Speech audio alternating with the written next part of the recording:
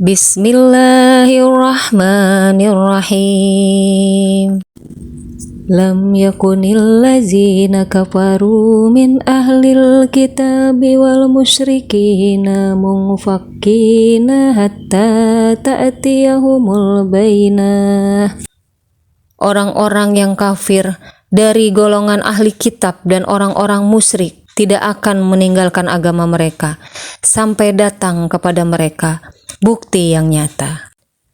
Rasulun minallahi yatlu syuhufam mutahharat, yaitu seorang rasul dari Allah Muhammad yang membacakan lembaran-lembaran yang suci Al-Quran. Fiha kutubun qayyimah, di dalamnya terdapat isi kitab-kitab yang lurus, benar. Wa ma tafarraqal ladzina utul kitaba illa min ba'di ma ja'atuhumul bayyinah. Dan tidaklah terpecah belah orang-orang ahli kitab melainkan setelah datang kepada mereka bukti yang nyata. Wa ma umiru illa liya'budullaha mukhlishina lahuddin hunafa'i wa yuqimus sholata wa yu'tuz zakata wa zalika dinul qayyimah. Padahal mereka hanya diperintah menyembah Allah dengan ikhlas menaatinya, semata-mata karena menjalankan agama, dan juga agar melaksanakan sholat dan menunaikan zakat, dan yang demikian itulah agama yang lurus, benar. Innal ladzina kafaru min ahlil kitabi wal musyrikina fi nari jahannama khalidina fiha ulaika hum syarrul barriyah. Sungguh orang-orang yang kafir dari golongan ahli kitab dan orang-orang musyrik akan masuk ke neraka jahanam. Mereka kelak di dalamnya selama-lamanya. Mereka itulah sejahat-jahat makhluk.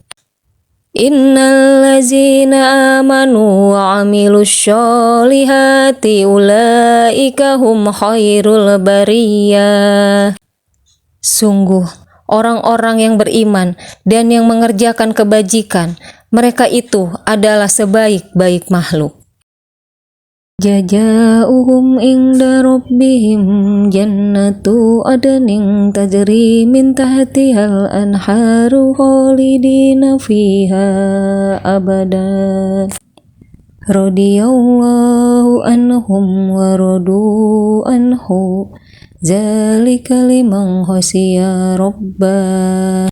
Balasan mereka di sisi Tuhan mereka ialah surga yang mengalir di bawahnya sungai-sungai. Mereka kekal di dalamnya selama-lamanya.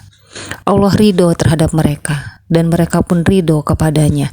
Yang demikian itu adalah balasan bagi orang-orang yang takut kepada Tuhannya. Cahaya di tengah kegelapan.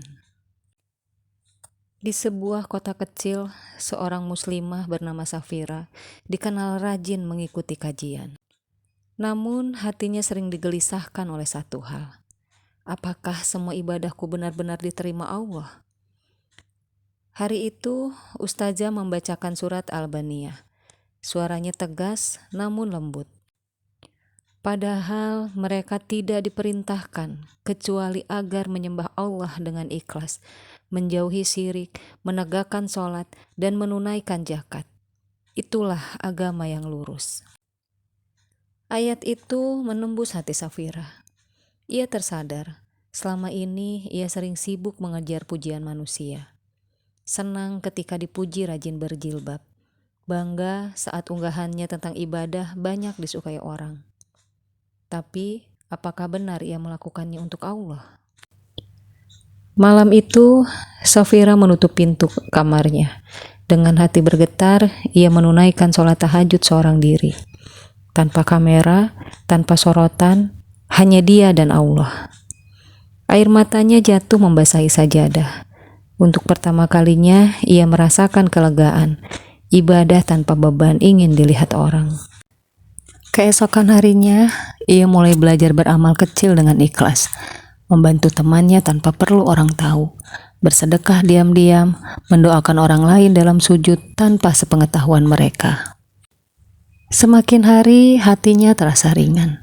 Ia tidak lagi cemas pada pandangan manusia, karena ia tahu yang terpenting adalah pandangan Allah.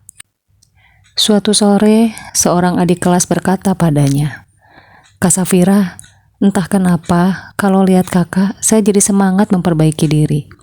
Kakak selalu tenang dan tulus." Safira tersenyum haru. Dalam hati ia berdoa, "Ya Allah, jadikan aku hamba yang ikhlas, agar cahayamu tetap menerangi langkahku." Surat Al-Bayyinah mengingatkan kita, terutama para muslimah, bahwa amalan akan bernilai jika dilakukan dengan ikhlas karena Allah, bukan karena pujian atau dunia. Cahaya keimanan akan hadir ketika hati benar-benar lurus dalam ibadah dan amal soleh.